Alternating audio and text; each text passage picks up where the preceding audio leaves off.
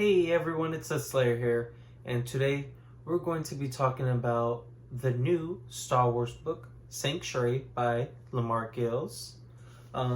This book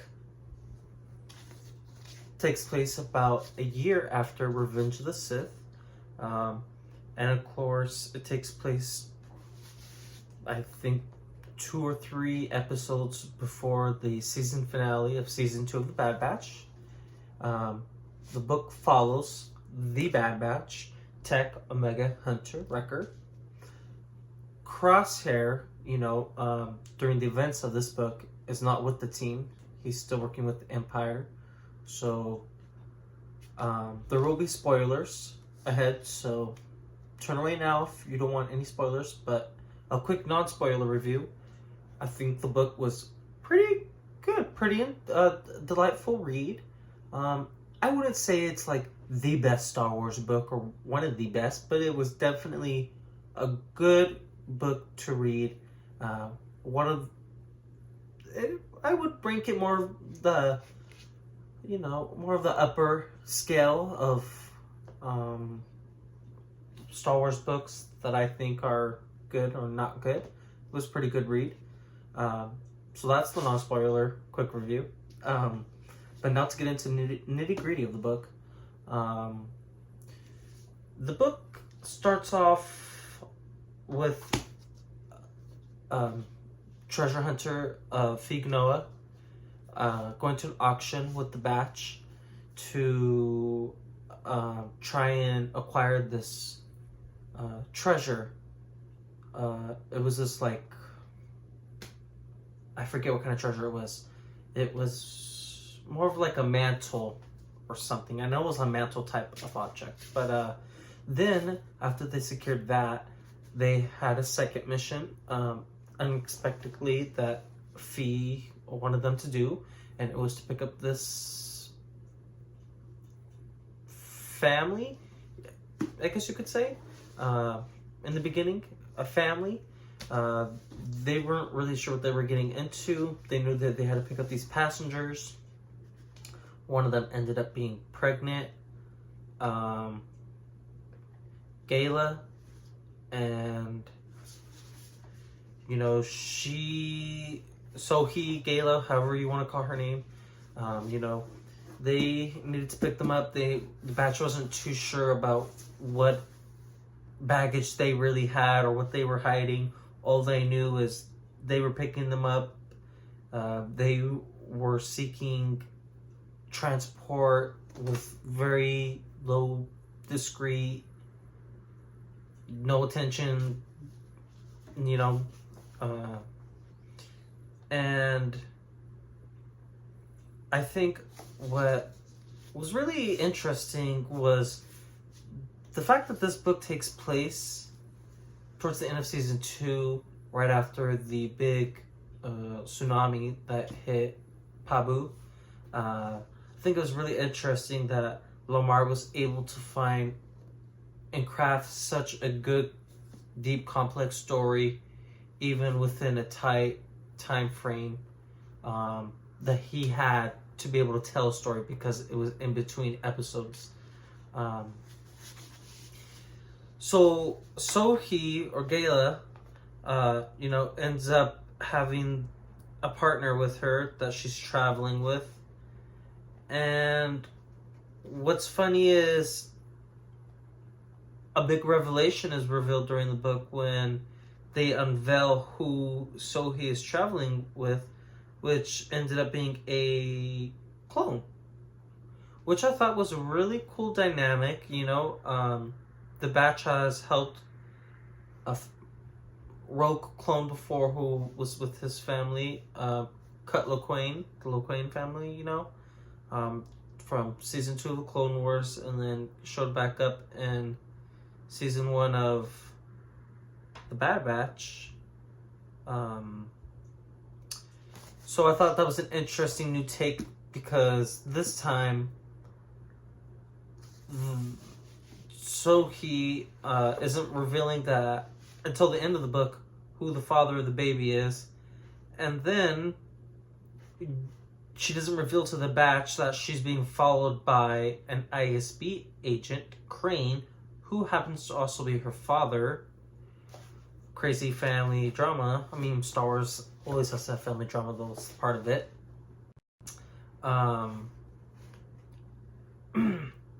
Small little. I mean, the story wasn't really too. It was very small, intimate story.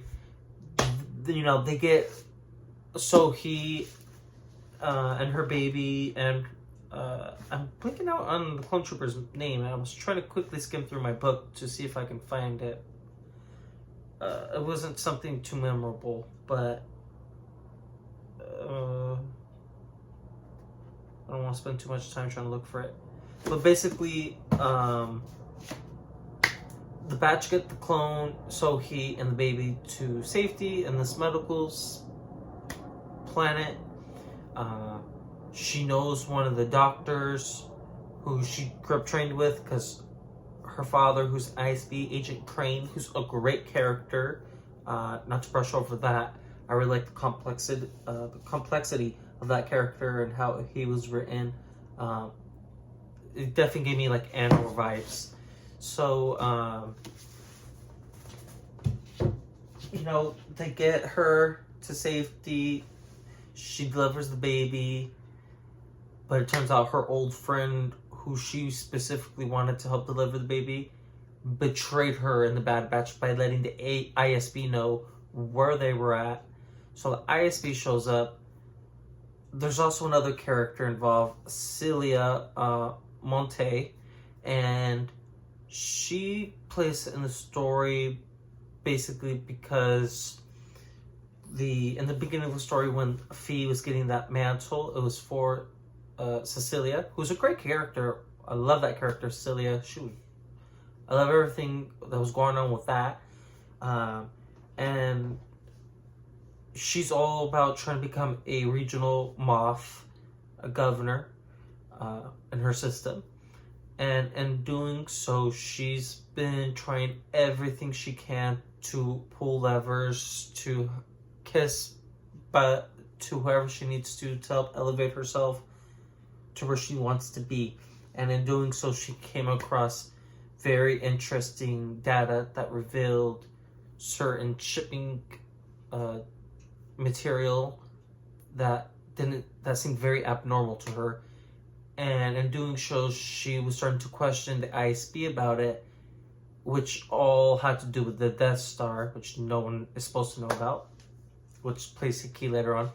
So the Bad Batch get the mantle. I'm sorry if I seem a little out of place. There's just different things that I'd like to talk about that first really interest me. So please stick along with me. But Cecilia, you know, basically hosted Phee and the Batch at her mansion after they acquired the mantle. They were going to deliver it to her. Long story short, Cecilia was going to backfire on their deal, kill them, and take the mantle. Phee and the clones ended up escaping with the mantle, making a whole commotion there at the mansion. The ISB gets involved. She partners with the ISB Crane, the father of Gayla, Sohee. Gayla or Sohee. I say both names just so no one gets confused. They end up teaming up with, she's teamed up with the Batch. Her father Crane is teamed up with Celia. Now Celia and Crane are trying to track Sohee and the Bad Batch. So finally, they track them down at the medical planet after she gives birth. Crane, of course, gets shot by the baby daddy of Sohee. And then Cecilia... Oh, well, let's not get to that part yet.